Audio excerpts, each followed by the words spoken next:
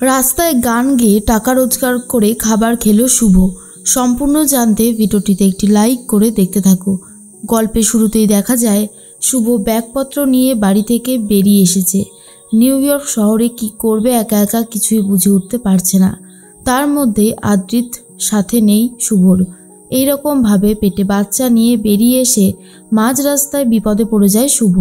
কি খাবে কি করবে কিছুই বুঝে উঠতে পারে না। এর মধ্যেই দাদু অসুস্থ হয়ে পড়েছে। দাদুর জন্য মোহনা এগিয়ে আসে। ঠিক তখনই ঠাম্মি মোহনাকে আটকে দেয় আর বলে, তুমি ওনার কাছে যাবে না, তোমার ওনার কাছে যাওয়ার কোনো অধিকার নেই।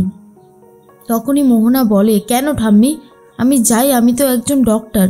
কিন্তু ঠাম্মি কোনোভাবেই মোহনাকে যেতে দেয় না আর নাতি নাতনিদেরকে বলে অন্য ডাক্তার দেখার জন্য।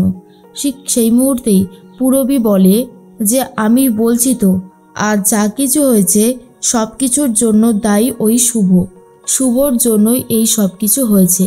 ও যদি মাঝখানে এসে নাক না গলাতো তাহলে হয়তো এই কিছুই ঘটতো না। ঠাম্মি তখন বলে, চুপ করো তুমি, অনেকক্ষণ ধরে আউফাউ কথা বলে যাচ্ছ। শুভ কি অন্যায় করেছে যে তুমি শুভর সাথে এইভাবে কথা বলছো?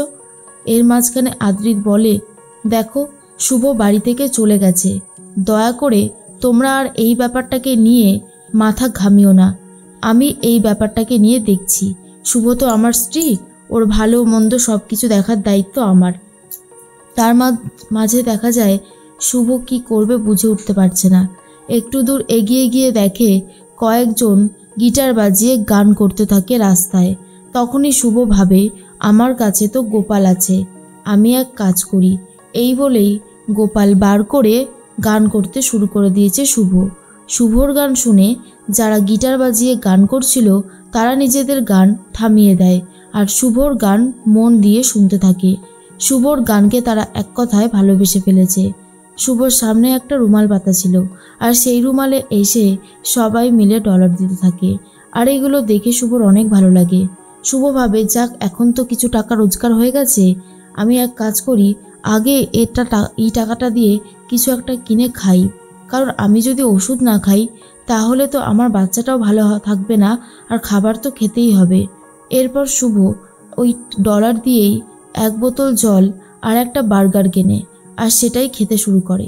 এদিকে আদ্রিত শুভকে বারবার করে ফোন করতে থাকে, কিন্তু কোনোভাবেই আর আদ্রিতের ফোন শুভ ধরে না আর ভাবে, যে মানুষটা আমাকে ঠকিয়েছে, যে মানুষটা বিশ্বাসঘাতকতা করেছে, আমি তার সাথে কোনো রকমের কোনো যোগাযোগ রাখতে চাই না।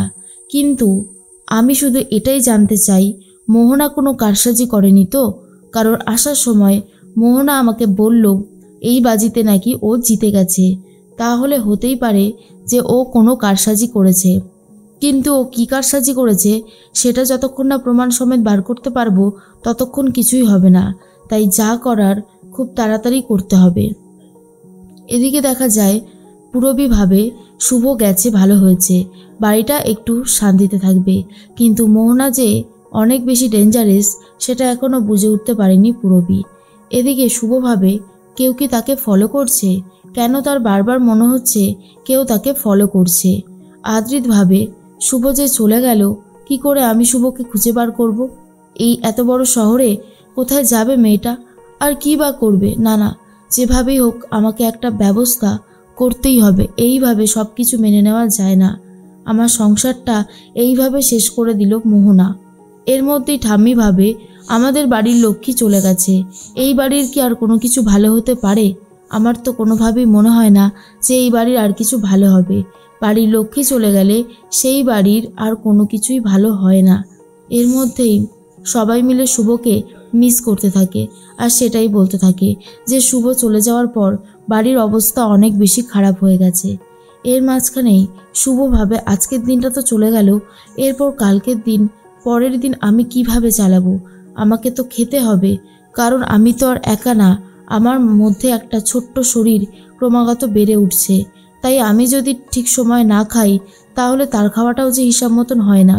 যেভাবেই হোক একটা কিছু আমাকে জোগাড় করতেই হবে, না হলে চোখের সামনে সব কিছু শেষ হয়ে যেতে দেখতে হবে।